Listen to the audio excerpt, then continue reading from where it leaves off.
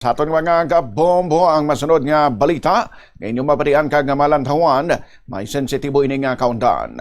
Ginatuyo sang Barangay Progreso Lapos Iloilo City nga magpatuman sang masugot nga seguridad sa Esplanade 11 matapos nga naglapta ang video sang duwa ka mga individual nga nagapakikilawasan na sabit nga area.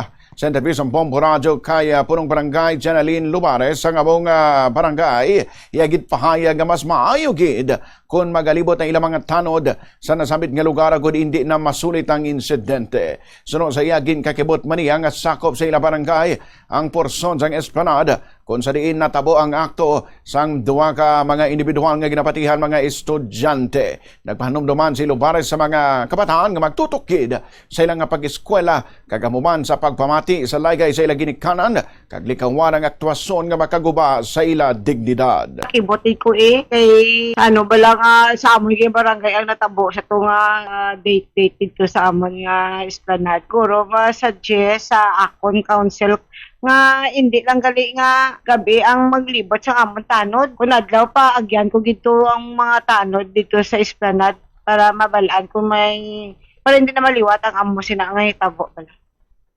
Si punong barangay Janalyn Lubares.